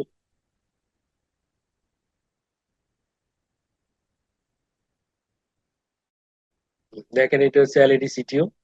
আর এখানে হচ্ছে আমরা দেখেন আরসি সিটিও, এই যে এরপরে আর কিছু দেখা যাচ্ছে। নেক্সট আসলে অস্টিয়াল লেশন। অস্টিয়াল লেশন মানে হচ্ছে 3 to 5 মিলিমিটার ভেসেলের অরিজিনের ভিতরে যদি লেশন হয় তাকে আমরা বলবো ostial lesion. Lesion arising within the 3 to 5 millimetre of the vessel origin. তিন ধরনের হয়, অ্যাওর্টোস্টিয়াল হতে পারে, নন অ্যাওর্টোস্টিয়াল, ব্রাঞ্চোস্টিয়াল হতে পারে। Presence of the lesion at the beginning of the vessel. These lesions sometimes missing when the contrast cannot go back into the aorta. যদি backflow না হয় তাহলে কিন্তু আপনার অস্টিয়াল লেশন অবশ্য মিসিং হবে। Contrast injection is sufficient to allow the backflow to the aorta, তাহলে কিন্তু অস্টিয়াল লেশন ভালো বোঝা যাবে। Damping of the pressure when there is ostial lesion থাকলে ড্যাম্পিং হতে পারে। আর ড্যাম্পিং যদি থাকে ডিসেকশন হওয়ার সম্ভাবনা থাকে, এটা ইনজেক্ট। নেক্সট টাইপ গুলো দেখেন খুব সুন্দর, যে আমরা ব্রাউন কালার যেটা দেখতেছি, এটা হচ্ছে স্যাপনাস ব্রাঞ্চ ল্যাপের অস্টিয়ালেশন, আরসি অস্টিয়ালেশন, লেপমেনের অস্টিয়ালেশন। এটা এই দুটো হচ্ছে নন অ্যাওর্টো অস্টিয়ালেশন, এটা হচ্ছে অ্যাওর্টো অস্টিয়ালেশন। এগুলো হচ্ছে আপনার ব্রাঞ্চ অস্টিয়ালেশন, যেটা হচ্ছে ব্লু কালার গুলো ব্রাঞ্চ অস্টিয়ালেশন। দেখেন এটা হচ্ছে অ্যাওর্টো অস্টিয়ালেশন, একেবারে লেপমেনের মুখী স্টেনোসিস। এখানে দেখেন একেবারে মুখী স্টেনোসিস, এটাকে আমরা বলি লেপমেন অস্টিয়ালেশন বা অ্যাওর্টো অস্টিয়ালেশন। যেমন এখানে দেখেন রাইট কর্নারে আর্টারি একেবারে ওস্টিয়ামে লেশন, এখানে হচ্ছে এলইডি লেফট ওস্টিয়ামে লেশন, অ্যাওর্টো অস্টিয়াল লেশন। তারপর হচ্ছে কি আমরা সিনটেক্স স্কোরিং করি, আপনারা জানেন যে এনজিওগ্রাম করার পর আমরা সিনটেক্স স্কোরিং, এটা গুগল প্লেতে গেলে সিনটেক্স 2020 ওখানে যাবেন, গিয়ে ওরা চাবে অপশন যেমন ডোমিনেন্ট কিনা, তারপর চয়েস অফ ভেসেল চয়েস করতে বলে কোন ভেসেল, তারপর ওখানে আপনার আসবে সিটিও, বাইপারফিকেশন, টর্সোসিটি, ক্যালসিফিকেশন, লেন্থ কিরকম, thrombotic, distal diffuse disease point গুলো দিলে আপনার একটা ইয়ে চলে আসবে, মানে স্কোর চলে আসবে। এই স্কোরটা কেন দরকার? যেমন আপনার আসে লেফট পেন যদি করোনারি আর্টারি ডিজিজ থাকে, যেমন লেফট পেন আর্টারি ডিজিজ আছে কিন্তু সিনটেক্স স্কোর যদি 0 to 22 হয়, সেক্ষেত্রে আমরা পিসিও করতে পারি সিবিজি। যদি লেশন লেফট পেনের লেশন আছে কিন্তু সিনটেক্স স্কোর যদি মোর দ্যান ইকুয়াল টু 33 হয়, সেক্ষেত্রে কিন্তু পিসিএ কন্ট্রাইন্ডিকেটেড বা সিবিজি করতে। এই জন্য সিনটেক্স স্কোর খুবই ইম্পর্টেন্ট। সিনটেক্স স্কোর যেমন আমরা লেফট পেন ডিজিজ থাকে সেই ক্ষেত্রে দরকার 0 to 20 হলে আমি পিসিও করতে পারি, সিবিজি। যদি যদি 22 বেশি হয় ডায়াবেটিস, সেখানে কিন্তু পিসিআই কন্ট্রাইন্ডিকেটেড। আবার আসলে ট্রিপল বেসিক ডায়াবেটিস যদি থাকে, টিবিডি, এটা হলো উইদাউট ডায়াবেটিস। যদি উইথ ডায়াবেটিস থাকে দেখেন সেই ক্ষেত্রে 0 to 20 হলো টু বি ইন্ডিকেশন, আর যদি 20 উপর হয় সেক্ষেত্রে কন্ট্রা ইন্ডিকেশন। তাহলে দেখা যাচ্ছে যে আমার সিনটেক্স স্কোরও আমার প্রয়োজন আছে, যে আমি এর রোগী কি সিবিজিতে পাঠাবো না পিসিআই করবো, এই জন্য আমার সিনটেক্স স্কোর। নেক্সট আসে ফিট follow up coronary angiogram. Coronary angiogram করতে গেলে যে ফিট ফল গুলো খুবই ইম্পর্টেন্ট, খেয়াল করেন। যদি এটা যদি অ্যাক্সেন্টিক লেশন থাকে, দেখেন অ্যাক্সেন্টিক লেশন থাকলে আমি যদি উপর থেকে ভিউ নেই তাহলে কিন্তু আমি এক পাশে লেশনটা পাবো, যেমন এটা এক পাশে। আবার যদি এই সাইড থেকে আমি ভিউ নেই তাহলে কিন্তু অত সিগনিফিকেন্ট লেশন পাবো না। এই জন্য অ্যাক্সেন্টিক লেশনের ক্ষেত্রে দুইটাই আপনার অর্থোগোনাল ভিউ নিই, সেই ক্ষেত্রে আমরা ক্লিয়ার কাট বুঝতে, ওটা 75% পাবো, কোনটা 10% পাবো। এই যে যেমন এটা দেখেন একেবারে ডিফিউজ লেশন, সেক্ষেত্রে কিন্তু স্টেনোসিস ক্লিয়ার কাট বোঝা যায়। অ্যাক্সেন্টিক লেশন হলে এক ভিউতে বেশি বোঝা যাবে, আরেক ভিউতে কম। যদি এরকম মাকড়সা জালের মতো হয় ভিতরে, দেখবেন যে এক ভিউতে তেমন বোঝা যাচ্ছে না, ভালো মতো বোঝা যাবে না। তাহলে এই লেশনটা কিন্তু মিসিং হতে পারে। আপনার হচ্ছে করোনারি এনজিওগ্রামের ক্ষেত্রে এরকম লেশন কিন্তু মিসিং হবে। তারপর আসেন এই আর্টারির ক্ষেত্রে দেখেন, এখানে আমি ক্লিন কার্ড, এটা একটা লুমিনোগ্রামের জন্য আমি লুমিন বুঝতেছি, কিন্তু যদি পুরো ডিফিউজ ডিজিজ থাকে তখন আমার কাছে মনে হবে যে 20% মনে হয় ডিজিজ। ভেসেল তো এটা ভালোই হয়েছে, এই পাশেও ভালো, এই পাশে অল্প একটু না ডিজিজ, কিন্তু আসলে তো পুরো ভেসেলের ভিতরে ফ্ল্যাগ। এই জন্য হচ্ছে কি আপনার করোনারি অ্যানজিওগ্রামে আমি ক্লিন কাট কিন্তু বুঝতে পারবো না আর্টারি অবস্থা। তারপরেও এই ফিটফলকে ওভারকাম করার জন্য আমরা কি কি করতে পারি? যেমন মাল্টিপল প্রজেকশনে আমি ভিউ নিব, বিভিন্ন অ্যাঙ্গেল থেকে ভিউ যদি নেই তাহলে কিছুটা ফিটফল কভার করা যায়। আরেকটা হলো sense of normal calibre of the major coronary artery. Coronary artery normal ক্যালিবারটা কিরকম সেটা একটা ধারণা দিতে, যেমন লেফট পেন সাধারণত 4.5 হয়, এলইডি 3.7 হয়, L6 3.4 হয়, নন ডোমিনেন্ট, ডোমিনেন্ট 4.2 হয়, আর সিএ যদি নন ডোমিনেন্ট 2.8, ডোমিনেন্ট হলে 3.9। এটা তো একটা অ্যাভারেজ, যে দেখা যায় যে এরকম ডায়ামিটারের ভিতরে থাকে। এই অ্যাসেসমেন্টটা যদি থাকে তখন আমরা বুঝতে পারি যে ডিফিউজ ডিজিজ কিনা বা কোনো জায়গায় অবস্ট্রাকশন। আরো ভালো বুঝতে হলে আমাদের কিসের হেল্প নিতে হবে? আইবাস, ওসিটি, এফএফআর এর হেল্প নিতে হবে আমাদের করোনারি এনজিওগ্রামের ফিটফল গুলি আমরা দূর করার জন্য। এখন আসে রিপোর্টিং। আমি যদি এনজিওগ্রামের এই ইন্টারপ্রিটেশনের পরে তো রিপোর্টিং করা লাগবে। রিপোর্টিং এ আমরা কি কি জিনিস দিই? যেমন particulars of the patient, information of the operator, referring physician, technician, nurse, clinical information, এটা কি ধরনের ডায়াগনোসিসটা কি, প্রসিডিউর ইনফরমেশন, তারপরে description of the coronary artery, comment দিতে হবে, একটা রিকমেন্ডেশন কি সেটা দিতে হবে, একটা ছবি এঁকে দিতে হবে। তাহলে 8টা পয়েন্ট আমরা একটা রিপোর্টিং এর ভিতরে আমরা দিয়ে থাকি, যেমন particulars, clinical information, procedural information দিতে হবে, description of the coronary artery দিতে হবে সব। তারপর কি করে কমেন্ট, যেমন single vessel disease, double vessel, triple vessel বলি আমরা, লেফট ভেন করোনারি আর্টারি বলি, in stent stenosis, patent stent বলি, গ্রাফ ভেসেল ডিজিজ বলি। রিকমেন্ডেশন, তিনটা রিকমেন্ডেশন বলি, যে মেডিকেল ইমার্জেন্সি না পিসিআই করবে না সিবিজি করবে, আর একটা ছবি আমরা এঁকে দিব ডায়াগ্রামেটিক প্রেজেন্টেশন। তাহলে মোটামুটি আমি শেষ করতে পেরেছি।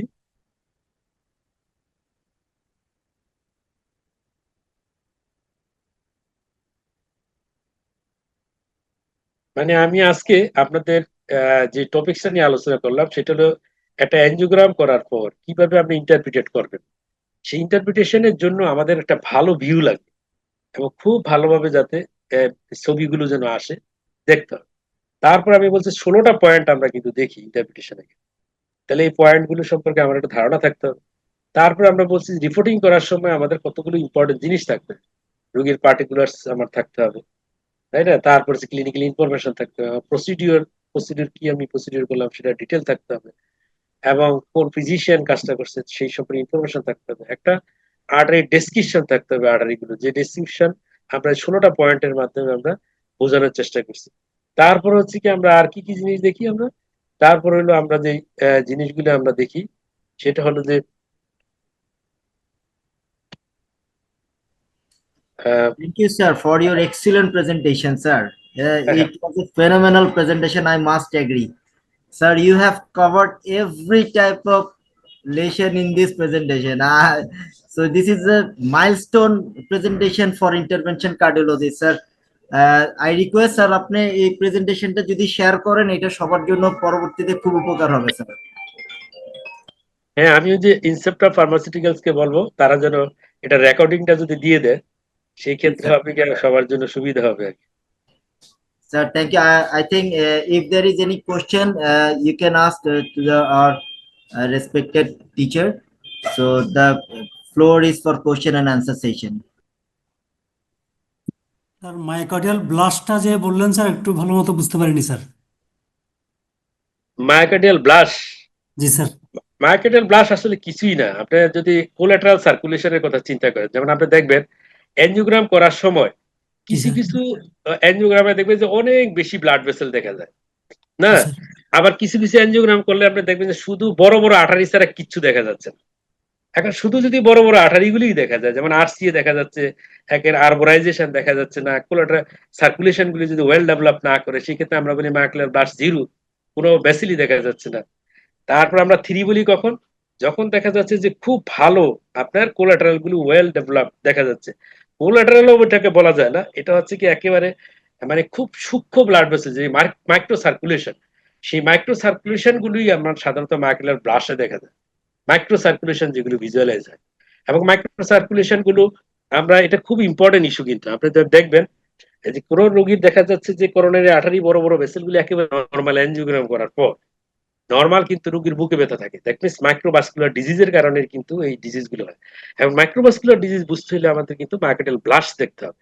এবং মায়োকার্ডিয়াল ব্লাস্টটা হচ্ছে দেখবেন যে এনজিওগ্রাম করার সময় করোনারি আর্টারি থেকে দেখবেন যে মনে হচ্ছে যেন কিছু ডাই একেবারে মাসেলের ভিতরে ছড়িয়ে যাচ্ছে। এই যে ডাই ছড়িয়ে যাচ্ছে এটা মাইক্রো সার্কুলেশন দিয়ে ছড়িয়ে যাচ্ছে, এইটাকে আমরা ব্লাস্ট বলি। যদি একেবারে কিছুই দেখা না যায় জিরো বলি আমরা, যদি দেখা যায় যে হালকা কিছু দেখা যাচ্ছে মিনিমাল, সেখানে আমরা 2-1 বলি। আর 2 হচ্ছে মডারেট, মানে মোটামুটি বোঝা যাচ্ছে। 3 একেবারে নর্মাল, অনেক বেশি মাইক্রো সার্কুলেশন দেখা যায়, সেক্ষেত্রে আমরা কোনো মায়োকার্ডিয়াল ব্লাস্ট 3। এবং 2 এবং 3 খুবই ইম্পর্টেন্ট। যদি রোগীকে আমরা নর্মাল বলতে চান সেক্ষেত্রে বলতে হবে টিমি গ্রেড 3, এবং মায়োকার্ডিয়াল ব্লাস্ট আপনাকে 2 এবং 3 ভিতরে আনতে হবে, সেই ক্ষেত্রে আপনি বলতে পারবেন যে একেবারে normal coronary. Thank you sir. আসসালামু আলাইকুম স্যার। ওয়ালাইকুম আসসালাম। স্যার অ্যাওর্টোস্টিয়াল লিশনের ক্ষেত্রে স্যার এই যে প্রেসার ড্যাম্পিং যে বললেন স্যার ওইটা একটু একটু স্যার বলেন স্যার। হ্যাঁ, খুব সুন্দর প্রশ্ন। দেখবেন আপনি যদি অ্যাওর্টো অস্টিয়াল লেশন দেখেন, আমরা অস্টিয়াল লেশনকে 3 ভাগে ভাগ করছি। একটা হলো অ্যাওর্টো অস্টিয়াল লেশন, নন অ্যাওর্টো অস্টিয়াল লেশন, আর একটা আমরা বলছি যে ব্রাঞ্চ অস্টিয়াল লেশন, তাই না? এখন আসেন অ্যাওর্টো অস্টিয়াল, কারণ হচ্ছে ওখানেই তো আমরা কি করি করোনারি ইয়েগুলো ক্যাথেটার গুলো বসানোই তো হয়েছে অ্যাওর্টো অস্টিয়াল জাংশনে, তাই না? এখন যদি আমরা দেখেন যে ওখানে যদি ডিজিজ থাকে, ডিজিজ থাকলে হবে কি আর্টারি এবং হচ্ছে আপনার স্টোনোসিস যদি একেবারে ফিট হয়ে যায় সেই ক্ষেত্রে তো আপনার কি হবে, প্রেশার কিন্তু বোঝা যাবে না, প্রেশারটা ফল করবে। তাহলে অস্টিয়াল লেশনের ক্ষেত্রে হচ্ছে প্রেসার ফল করে। যেমন লেফট পেন যদি হয় সেই ক্ষেত্রে ক্যাথেটার বসাইলে প্রেসার ফল করবে। তারপরে হচ্ছে আপনার আরসিএ তে যদি প্রেসার ফল করবে। আর ড্যাম্পিংটা হচ্ছে কি আপনার মনে হচ্ছে যে ভেন্টিকুলারাইজেশন হয় অনেক সময়, যেমন হচ্ছে প্রেসারটা ফুট করে একেবারে নিচে নেমে যাচ্ছে, মানে নিচে নেমে একটা স্ট্রেট লাইনের মতো হয়ে যায় অনেক সময়, এটাকে আমরা বলি ড্যাম্পিং। যদি ড্যাম্পিং থাকে সেই ক্ষেত্রে কিন্তু আপনি যখন ডাই ইনজেক্ট করবেন তাহলে হচ্ছে কি ডাইটা আপনার আর্টারির মুখের ভিতরে হঠাৎ করে অনেক প্রেসারে কিন্তু যে আঘাত করবে, সেই ক্ষেত্রে হচ্ছে কি মুখটাতে ডিসেকশন হওয়ার যাওয়ার সম্ভাবনা থাকে। আর যদি এখানে গ্যাপ থাকে, গ্যাপ থাকলে হচ্ছে কিছু ডাই করোনারি আর্টারি যায়, কিছু ডাই দেখবেন আপনার এওটার দিকে চলে আসে, যার জন্য হচ্ছে ওস্টিয়ামে ইনজুরি হয় না। ঠিক আছে স্যার, থ্যাংক ইউ স্যার। আসসালামু আলাইকুম স্যার। স্যার হচ্ছে টাইপ সি ডিসেকশন আর স্যার হচ্ছে পারফোরেশন, এইটা স্যার মানে দুইটাই তো স্যার এক্সট্রাভাসেশন হচ্ছে, এটা স্যার একটু আলাদা করবো কিভাবে স্যার?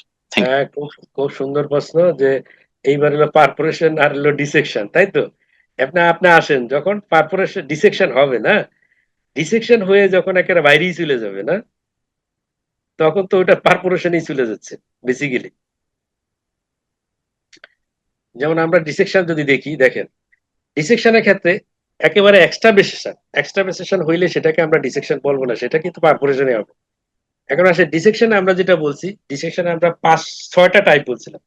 টাইপ 1 মানে হচ্ছে একটা ক্র্যাক লাইন ভিতরে দেখা যায় সামান্য। টাইপ বি তে হচ্ছে মানে ডাবল লুমিনের মতো দেখা যাবে। টাইপ সি তে হবে কিছুটা এক্সট্রাভেসেশন হবে, ওই কন্ট্রাস্টটা থেকে যাবে জাস্ট ব্লাড ভেসেলের ভিতরেই, কিন্তু বাইরে মনে হয় যেমন একটা কন্ট্রাস্ট গেছে। এটা হলো টাইপ সি লেশন। এখন আসেন ডি তে হচ্ছে কি আপনার স্পাইরাল ডিসেকশন, ভিতরে লুমেনের ভিতরে ডাই ডাই হ্যাং হয়ে আছে। সি তে ই তে হইলো একটা নির্দিষ্ট জায়গায় ডাই, আর এফ হইলো একেবারে আর্টারি ডিসেকশন হওয়ার কারণে টোটাল আপনার ফ্লো বন্ধ। এই হলো আমাদের ডিসেকশন। এখন টাইপ সি তে একটু বাইরের দিকে চলে গেছে ডাই, তাই তো? সেই ক্ষেত্রে আপনার হচ্ছে কি আপনার হলো ডিসেকশন আর পারফোরেশনের কথা বলছেন আপনি, তাই তো? পারফোরেশনে আপনি দেখেন টাইপ 1 যে পারফোরেশন, অনেক সময় টাইপ 1 পারফোরেশন আর সি ডিসেকশন মোটামুটি কাছাকাছি মনে হইতে পারে। যে সি টাইপ 1 পারফোরেশনের ক্ষেত্রে আপনার হবে কি একটু জাস্ট লুমেন থেকে একটু বাইরে, কিন্তু এটা ব্যাসিলের ওয়ালের ভিতরেই আপনার যাবে হচ্ছে কি আপনার হচ্ছে ডাইটা যাবে, ডাইটা একটু ডাই যাবে, কিন্তু সেই ডাই পার্মানেন্টলি থাকবে না, এখানে কিন্তু পার্মানেন্টলি থেকে যাবে। যদি আপনার ডিসেকশন হয়, ডিসেকশনে কিন্তু পার্মানেন্টলি থাকবে, সাধারণত পারফোরেশনে পার্মানেন্ট স্টিচিং হয় না। আর টু তে হলে আপনার হলে একেবারে অনেক বেশি হবে, মনে জন্য মায়োকার্ডিয়ামের ভিতরে মায়োকার্ডিয়াল ব্লাস্টের মতো পেরিকার্ডিয়াল বা মায়োকার্ডিয়ামের ভিতরে যাবে উইদাউট কন্ট্রাস্ট জেট, জেট ছাড়া আস্তে আস্তে লিকেজের মতো যাবে, সেটা হলো টাইপ 2। জেট দিয়ে যখন যায় তখন আমরা বলি টাইপ 3 বলি, মানে অল্প অল্প লিকেজ হচ্ছে, পেরিকার্ডিয়ামের ভিতরে লিকেজ হচ্ছে, মায়োকার্ডিয়াম লিকেজ হচ্ছে, সেটাকে আমরা বলি টাইপ 2।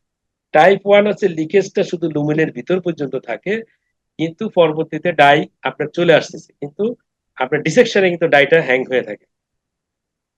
এটা হচ্ছে পারফোরেশন আর ডিসেকশন বোঝার উপর।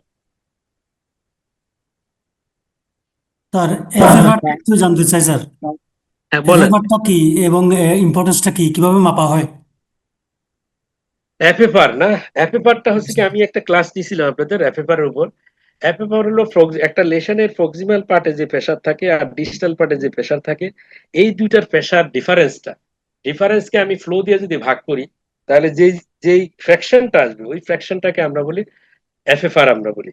এফএফআর যদি আপনার উপরের ডিফারেন্স আর নিচের ফ্লো দুটো হচ্ছে সমান সমান হবে, সাধারণত 1 হওয়ার কথা আপনার হচ্ছে নরমালি, মানে হচ্ছে আপনার দুইটা ডিফারেন্স আর হচ্ছে নিচে ফ্লো হচ্ছে 1 হবে।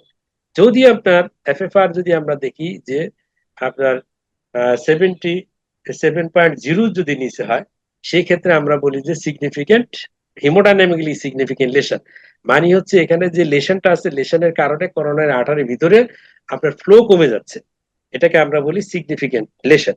আবার আইএফএফআর আছে যেটা হচ্ছে শুধু ডায়াস্টলে মেজার করা হয়, সেখানে আমরা বলি 7.78 যদি হয়, সেই ক্ষেত্রে আমরা ধরে নেই সিগনিফিকেন্ট লেশন, মানে এটা কিছুই না, এটা হচ্ছে ফ্লো লিমিটেশন বোঝা হয়। আপনার হচ্ছে এটাও একটা সফটওয়্যার বেস, এটা হচ্ছে আপনার আর্টিফিশিয়াল ইন্টেলিজেন্স বেস। আপনার একটা ক্যাথেটার থাকে করোনারি আর্টারির ভিতরে, আমরা ক্যাথেটার পাস করি, প্রেসার ক্যাথেটার। এই প্রেসার ওয়্যারের মাধ্যমে কি করা হয়, আপনার প্রক্সিমাল প্রেসার ডিস্টাল প্রেসার মাপ হয়, মেপে এটা অটোমেটিক কম্পিউটারের মাধ্যমে ওরা অ্যাসেস করে আপনাকে এফএফআর ডিজিট দিবে।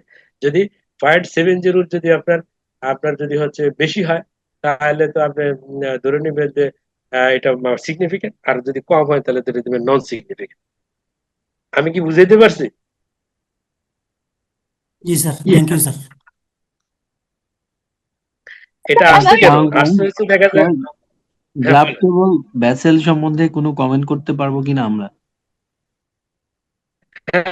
গ্রাফ বেসেল সম্বন্ধে কমন করা লাগবে তো। ধরেন আপনার যদি যেমন একটা হচ্ছে বাইপাস অপারেশন করা আছে রোগী, তার এনজিওগ্রাম আপনার করা দরকার না? সেই ক্ষেত্রেও তো এনজিওগ্রাম যদি করেন তখন গ্রাফ বেসেল প্যাটেন্সি আছে কিনা, ও পোস্ট ব্লাড ভেসেলের শুরুতে আপনার অ্যানাস্টোমেটিক সাইটগুলি কিরকম, মাঝখানে কিরকম, এগুলো আপনাকে এক্সপ্লেন করতে হবে। আরেকটা হচ্ছে যদি আপনি কোনো রোগীকে বাইপাস অপারেশনের জন্য পাঠান, তাহলেও তো আপনাকে বলে দিতে হবে যে গ্রাফটেবল ভেসেল কোনটা কোনটা। সেটাও তো আমরা যদি বলে দেন তাহলে খুব সুন্দর একটা রিপোর্টিং হয় যে আমি গ্রাফ ভেসেল গুলো ডিমার্কেট করে দিলাম। ওই গ্রাফ ভেসেল মানে ডিমার্কেট করব কিভাবে স্যার? কেন, গ্রাফ ভেসেল তো পরিষ্কার। যেমন আপনি একটা টিপল ভেসেল ডিজিজ পেলেন এবং রোগীর সিনটেক্স স্কোর করার পর দেখলেন যে সিনটেক্স স্কোর অনেক বেশি, আপনি রোগীকে বাইপাসে পাঠাবেন।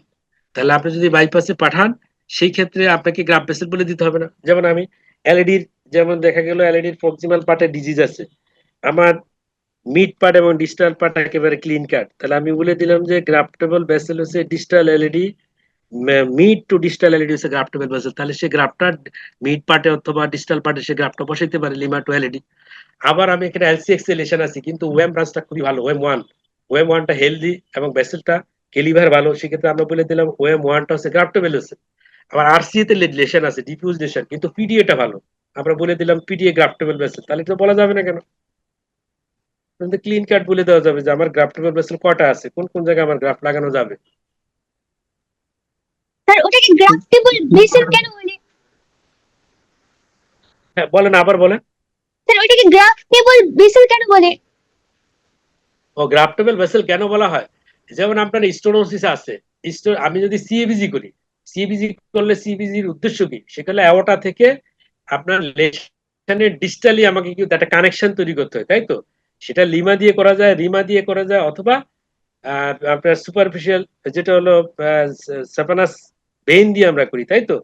তাহলে এই যে ভেইন গুলি কেটে নিয়ে লাগানো হচ্ছে, তাহলে এখানে আমি কোন জায়গায় ডিস্টাল পয়েন্টটা লাগাবো, সেটা যদি সার্জনকেও যেমন বুঝতে হবে, কার্ডিওলজিস্টকে তো বুঝতে হবে।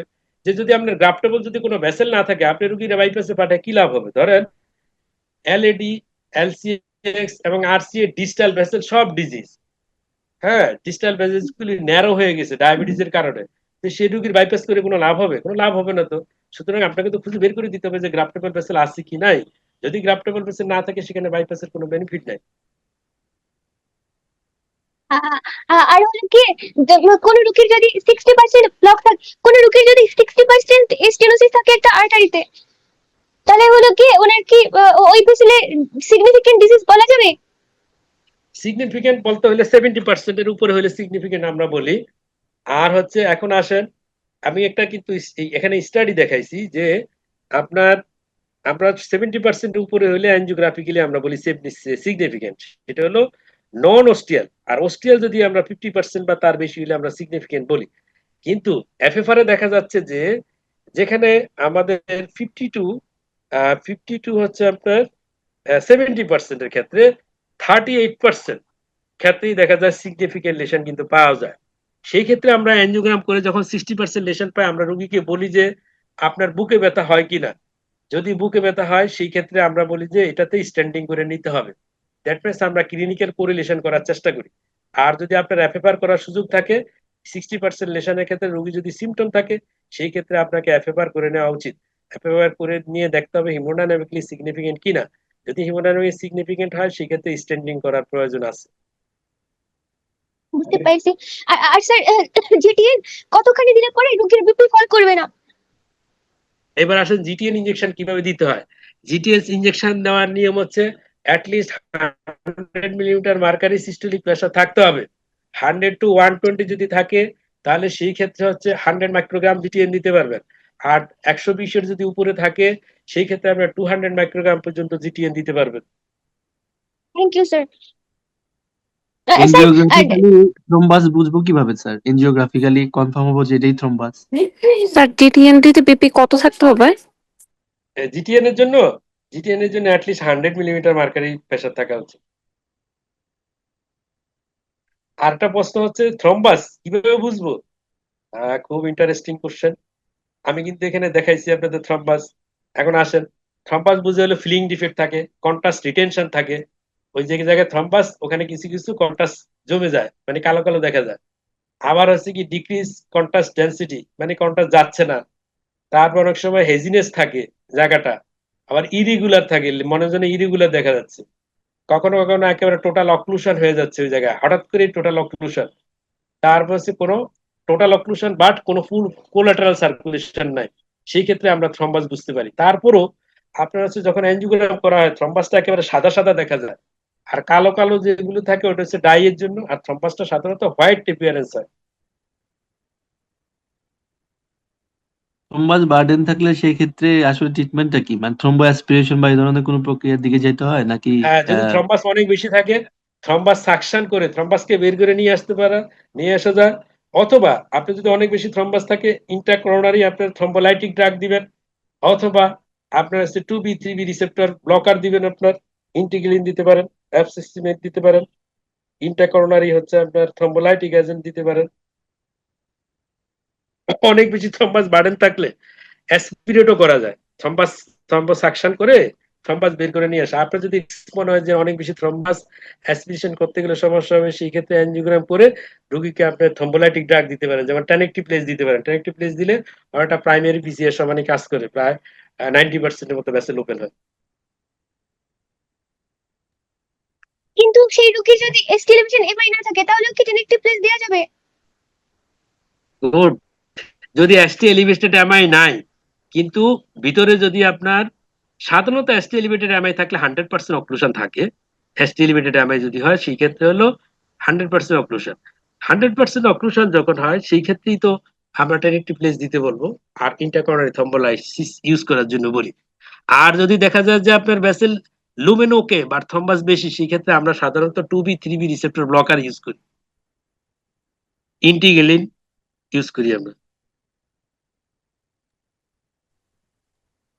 স্যার একটা কথা হচ্ছে যে স্যার গতদিনের লেকচারেও বলেছিলেন যে করোনারি যে স্প্যাজম যেটা আমরা হচ্ছে স্যার নাইট্রোগ্লিসারিন যে দিব, এখন স্যার হচ্ছে অনেক সময় স্যার বলতেছিলেন যে অনেক সময় নর্মাল লেশনকেও মানে স্পাজমটা নর্মাল লেশন আকারে দেখি, শিওর হওয়ার জন্য আমরা নাইট্রোগ্লিসারিন দেই।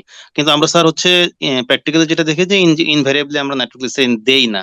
স্যার স্পেসিফিক কোনোভাবে কিছু বোঝা যাবে যে এইটা স্প্যাজম হতে পারে বা এই সিনারিও থাকলে? হ্যাঁ, এখন আসেন, এটা স্পাজম না হচ্ছে আপনার স্টোনোসিস না, এটা বোঝার জন্য আপনি ধরেন এগুলো দীর্ঘদিন আপনার দেখা প্রয়োজন।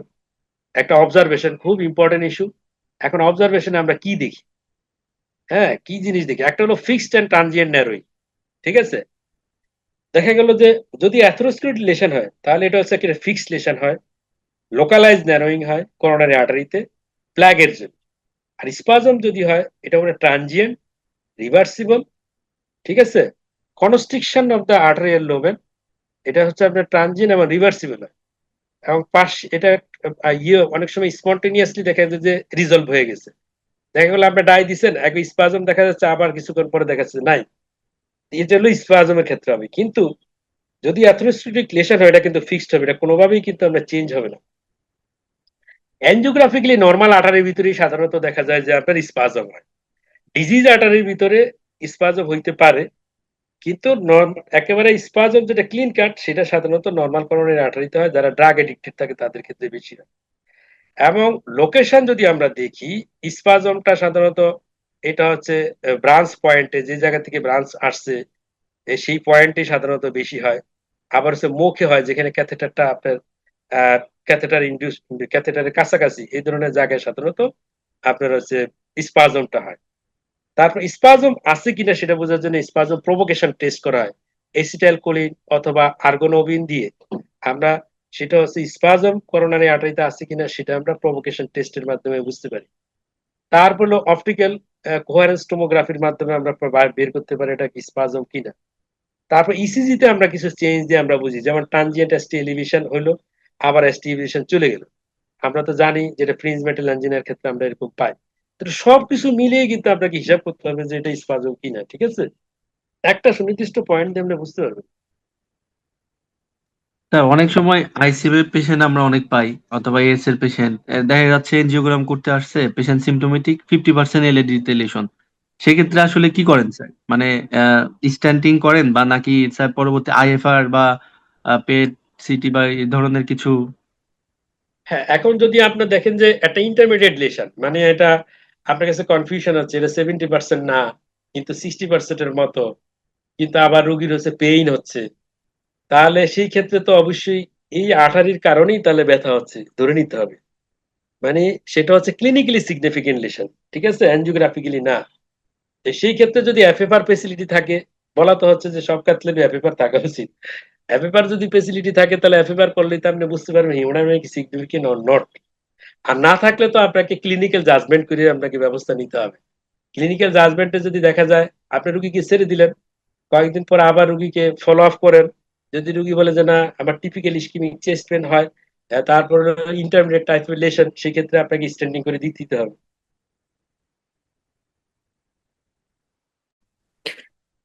স্যার, করোনারি এনজিওগ্রামের সময় স্যার কোনটা থ্রম্বাস আর কোনটা ক্যালসিফাইড ভেসেল, স্যার এটা কিভাবে বুঝবো? ও এক্সিলেন্ট প্রশ্ন। ক্যালসিফিকেশন কিন্তু আমি খুব সুন্দর বলছি যে যদি ক্যালসিফিকেশন থাকে, আমরা করোনারি আর্টারি এবং হার্টের এই দুটো এক্সরেতে একই রকম দেখা যায়। যখনই ক্যালসিফিকেশন করোনারি আর্টারি কি হবে, কালো কালো দেখা যাবে।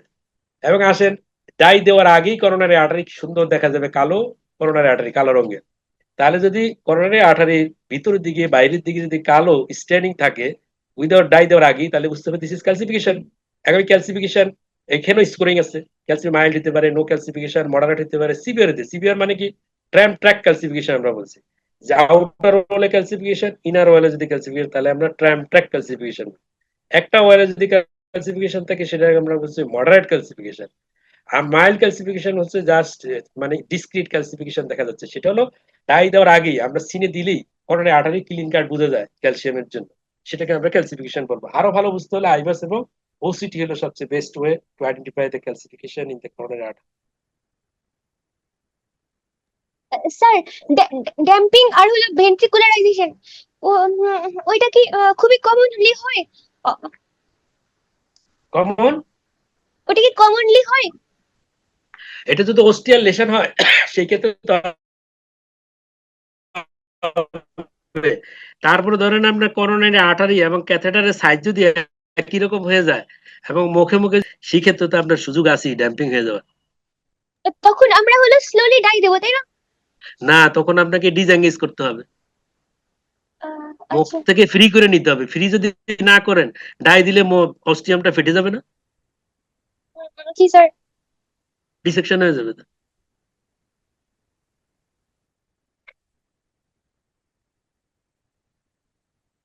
আর যদি কোশ্চেন না থাকে তাহলে আমরা আজকে ক্লোজ করতে পারি না? রাহাত আছেন নাকি?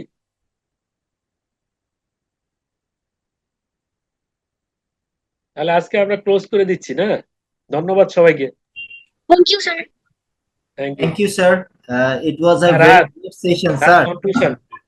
Sir, yes, হ্যাঁ, sir. It was a very good session and indeed a very academic session for, and I think it's a very good presentation as well as the question answer session is also very joyful for us.